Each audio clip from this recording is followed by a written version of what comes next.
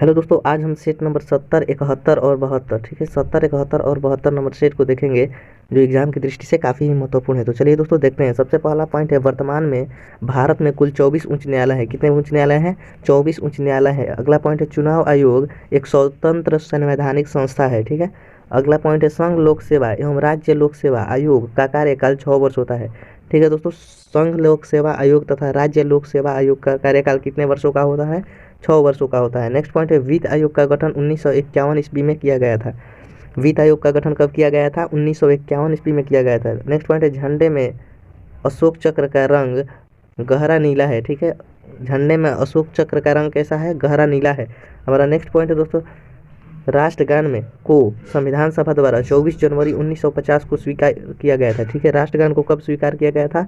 24 जनवरी 1950 को स्वीकार किया गया था। नेक्स्ट पॉइंट है, सर्वप्रथम राष्ट्रीय गीत वंदे मातरम को 1986 ईस्वी में भारतीय राष्ट्रीय कांग्रेस के कलकत्ता अधिवेशन में गाया गया था। कब गाया गया था? 1996 में दोस्तों, 1996 में किया गया था। किस अधिवेशन में? कलकत्ता अधिवेशन में गाया गया था। अगला पॉइंट है, संविधान सभा ने तिरंगा को राष्ट्रीय ध्वज के रूप में 22 जुलाई 1947 को अपनाया गया था।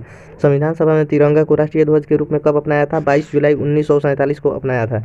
हमारा नेक्स्ट क्वेश्चन है, शक संवत का प्रथम महीना चैत व अंतिम महीना फाल्गुन है, ठीक है। फाल्गुन दोस्तों अंतिम महीना है और प्रथम महीना कौन है? चैत है। नेक्स्ट पॉइंट है, राष्ट्रीय पंचांग को 22 मार्च 1957 को लागू किया गया था। राष्ट्रीय पंचांग को कब लागू किया गया था? 22 मार्च 1957 को। नेक्स्ट पॉइंट है, संगीत नाटक अकादमी की स्थापना 1953 ईस्वी में हुई थी। संगीत नाटक अकादमी की स्थापना कब हुई थी? 1953 में हुई थी। नेक्स्ट पॉइंट है, स्वतंत्र भारत के थल सेना के प्रथम प्रमुख जनरल के.एम. करियप्पा थे, ठीक है। स्वतंत्र भारत के थल सेना के प्रथम प्रमुख कौन थे? General KM. करियप्पा थे। अगला पॉइंट है, स्वतंत्र भारत के नौसेना के प्रथम कमांडर वाइस एडमिरल आर.डी. कटारी थे, ठीक है। स्वतंत्र भारत के नौसेना के प्रथम कमांडर थे, ठीक है। अगला पॉइंट है, स्वतंत्र भारत के प्रथम वायुसेना के general air marshal Ashutosh Mukherjee थे, ठीक है। एयर मार्शल कौन थे? आशुतोष मुखर्जी थे। सेट नंबर 71 का दोस्तों सबसे पहला पॉइंट है, भारत रत्न से विभूषित प्रथम महिला श्रीमती इंदिरा गांधी थी, ठीक है। भारत रत्न से विभूषित प्रथम महिला कौन थी? श्रीमती इंदिरा गांधी थी। नेक्स्ट पॉइंट है, विश्व का सबसे गर्म स्थान अल अलजीजिया लीबिया अफ्रीका में है, ठीक है। लीबिया देश जो है अफ्रीका महादेश का उस वहीं पर है दोस्तों, अल अलजीजिया, जो विश्व का सबसे गर्म स्थल है। नेक्स्ट पॉइंट है, भारत की सबसे बड़ी जनजाति समुदाय गोंड है, ठीक है। भारत की सबसे बड़ी जनजाति कौन है? गोंड है। अगला पॉइंट है दोस्तों, प्रिंस ऑफ वेल्स संग्रहालय मुंबई में स्थित है, ठीक है। प्रिंस ऑफ वेल्स संग्रहालय कहाँ है? मुंबई में स्थित है। नेक्स्ट पॉइंट है, 10 डाउनिंग स्ट्रीट लंदन में स्थित है। 10 डाउनिंग स्ट्रीट कहाँ है? लंदन में स्थित है। नेक्स्ट पॉइंट है, स्टैच्यू ऑफ लिबर्टी न्यूयॉर्क में अवस्थित है। स्टैच्यू ऑफ लिबर्टी कहाँ है? न्यूयॉर्क में अवस्थित है। अगला पॉइंट है दोस्तों, अर्धगंगा के नाम से कावेरी नदी को जाना जाता है, ठीक है। अर्धगंगा के नाम से किसे जाना जाता है? कावेरी नदी को जाना जाता है। नेक्स्ट पॉइंट है, धान की डलिया छत्तीसगढ़ को कहा जाता है। धान की डलिया किसे कहा जाता है? छत्तीसगढ़ को कहा जाता है। नेक्स्ट पॉइंट है, भारत का बिस्मार्क के नाम से सरदार वल्लभ भाई पटेल को जाना जाता है। भारत का बिस्मार्क किसे कहा जाता है? सरदार वल्लभ भाई पटेल को कहा जाता है। अगला पॉइंट है, संयुक्त राष्ट्र संघ की व्यवस्थापिका सभा महासभा है, ठीक है। संयुक्त राष्ट्र संघ की व्यवस्थापिका सभा कौन है? महासभा है। अगला पॉइंट है, संयुक्त राष्ट्र संघ की कार्यपालिका सुरक्षा परिषद को कहा जाता है, ठीक है। संयुक्त राष्ट्र संघ की कार्यपालिका सुरक्षा परिषद को कहा जाता है। नेक्स्ट पॉइंट है, अंतर्राष्ट्रीय न्यायालय में न्यायाधीशों की संख्या 15 तथा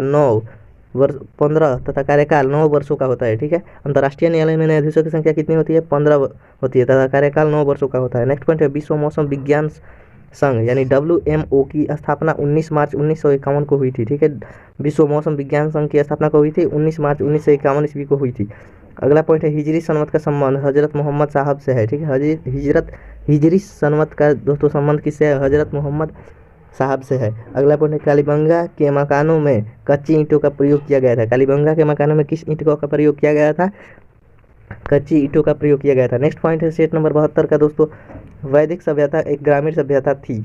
अगला पॉइंट है, सामवेद को गीतों के रूप में जाना जाता है। गीतों के रूप में किसे जाना जाता है? सामवेद को। नेक्स्ट पॉइंट है दोस्तों, पाटलिपुत्र की स्थापना उदयन ने किया था, ठीक है। पाटलिपुत्र की स्थापना किसने किया था? उदयन ने किया था। अगला पॉइंट है, महापद्म नंद नंद वंश के संस्थापक थे, ठीक है। नंद वंश के संस्थापक कौन थे? महापद्म नंद थे। नेक्स्ट पॉइंट है, अशोक का नाम अशोक मास्की अभिलेख में मिलता है, ठीक है। मास्की अभिलेख में क्या मिलता है? अशोक का नाम जो अशोक लिखा है। अगला पॉइंट है, अशोक के स्तंभ का पता सर्वप्रथम टी पैंथेलर ने 1750 में लगाया था। ठीक है, अशोक के स्तंभ का पता सर्वप्रथम किसने लगाया था? टी पैंथेलर ने 1750 में लगाया था। नेक्स्ट पॉइंट है गौतमीपुत्र सातकर्णी सातवाहन वंश का शासक था। ठीक है, सातवाहन वंश के कौन शासक थे? गौतमीपुत्र सातकर्णी थे। अगला पॉइंट है अश्वघोष कनिष्क का दरबारी राजकवि था। ठीक है, अश्वघोष कौन था? कनिष्क का दरबारी राजकवि था। नेक्स्ट पॉइंट है इलाहाबाद प्रशस्ति के लेखक हरिसेन थे। ठीक है, इलाहाबाद प्रशस्ति के लेखक कौन थे? हरिसेन थे। अगला पॉइंट है हर्षवर्धन ने 41 वर्षों तक शासन किया था। हर्षवर्धन ने कितने वर्षों तक शासन किया? 41 वर्षों तक, तथा उसका शासनकाल 647 ईस्वी तक में समाप्त हो गया था। ठीक है, उसका शासनकाल 647 ईस्वी में समाप्त हो गया है। नेक्स्ट पॉइंट है इब्न बतूता मोरक्को का निवासी था जिसने मोहम्मद बिन तुगलक के समय में भारत की भ्रमण किया था। ठीक है, किसके काल में इब्न बतूता आया था? मोहम्मद बिन तुगलक के काल में आया था। नेक्स्ट पॉइंट है नटराज की मूर्ति है चोल काल की है। ठीक है, नटराज की मूर्ति किस काल की है? चोल काल की है।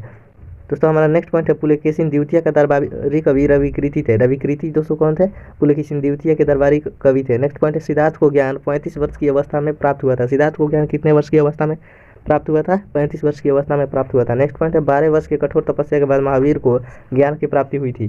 कितने वर्षों की कठोर तपस्या के बाद? 12 वर्षों की। अगला पॉइंट है भारत पर आक्रमण करने वाला प्रथम मुस्लिम आक्रमणकारी मोहम्मद बिन कासिम था। ठीक है, ये अरब आक्रमणकारी थी। ठीक है दोस्तों, अरब आक्रमणकारी कौन था दोस्तों? मोहम्मद बिन कासिम था। तो दोस्तों आइए मिलते हैं नेक्स्ट वीडियो में।